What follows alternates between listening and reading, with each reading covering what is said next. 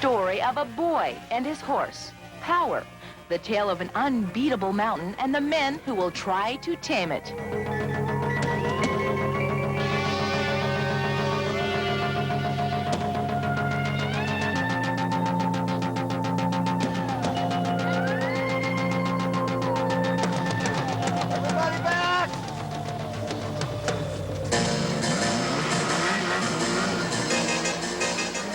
Mountain in Jackson Hole, Wyoming is an awesome sight. Its vertical rise is 1,571 feet. Its pitch, between 30 and 45 degrees. Its personality, ferocious. It looks like the backside of an egg carton.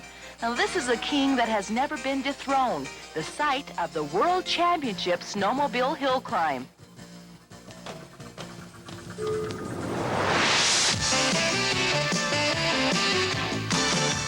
Today, 250 men and their machines are gathered at the base of this monster for the finals of a 3-day orgy of snowmobiling.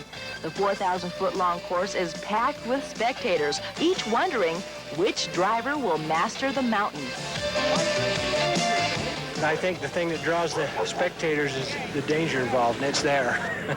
It's kind of spooky, especially when it's hard in the mornings.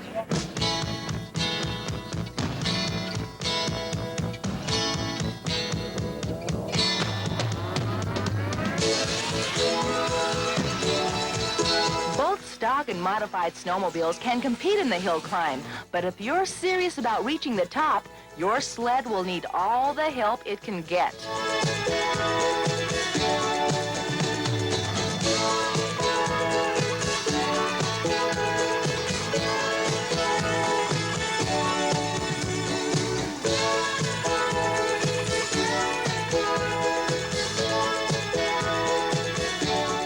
For over 10 years, the hill had remained king. No one had even come close. But finally last Friday, on the first day of the hill climb, a young man from Belgrade, Montana looked like he had a chance to be the first.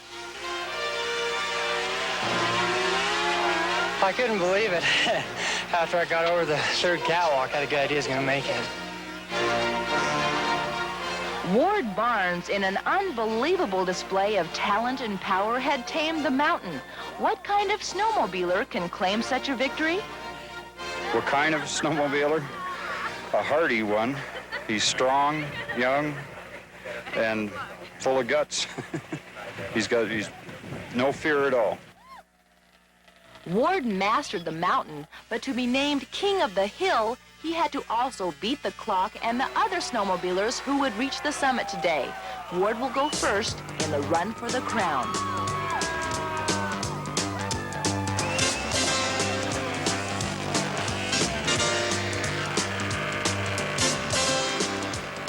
This run right now was for the king of the hill.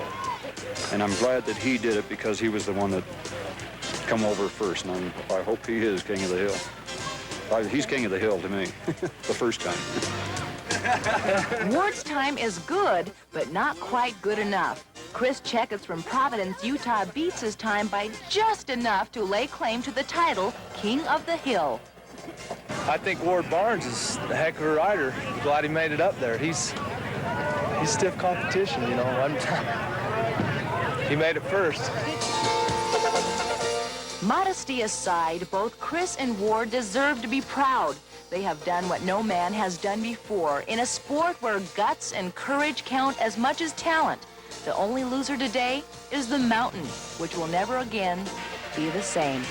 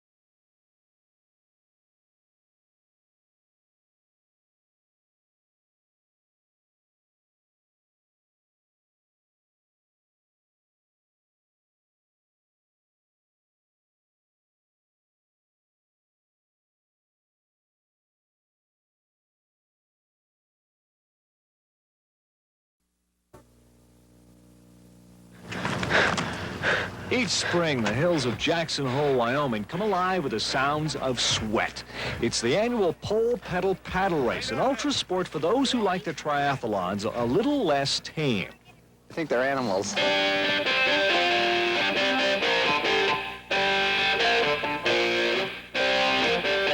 How tough is this thing? Well, consider this.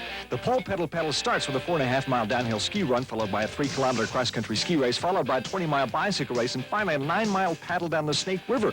These guys burn up more calories than Jane Fonda, Jack LaLanne, and Rambo combined.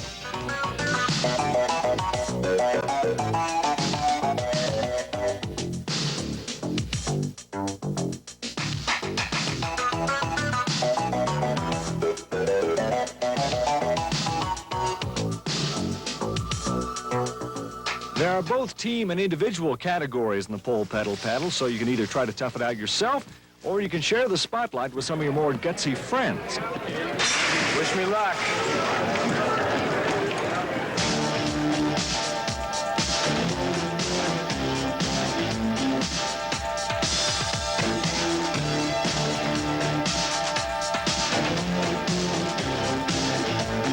It's a tough course. You're up so high, there's no air, it's fast, it's bumpy, it's everything. The first leg ends with the skiers either trading in their downhill skis for cross-country, or with the next willing participant taking the numbered bib from the downhiller and hitting the track.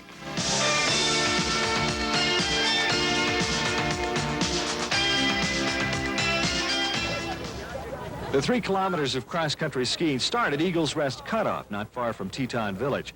The course takes the skiers up a grueling vertical ski run, back down another, up once more, and finally down for the last time. A cruel course that takes no hostages. This is for keeps.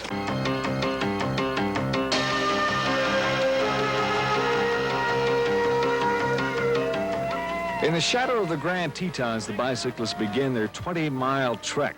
But the worst is yet to come.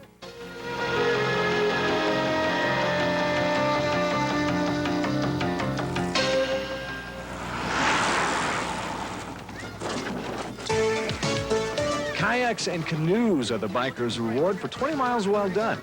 Not only are their legs tired, they must cram them into a kayak the size of a drain pipe.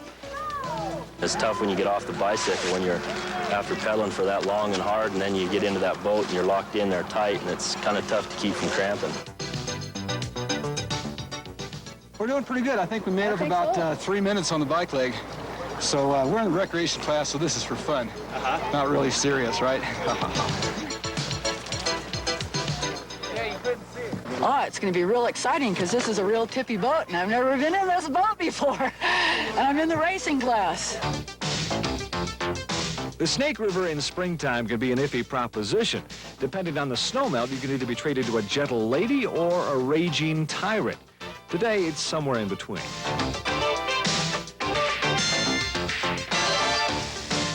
Incredibly, the first competitors crossed the finish line after only 1 hour and 45 minutes. But for the next several hours, participants of all ages and abilities will maneuver their way past the finish line. Here, the object isn't always to be first. Just finishing the pole pedal paddle is something to tell your grandkids.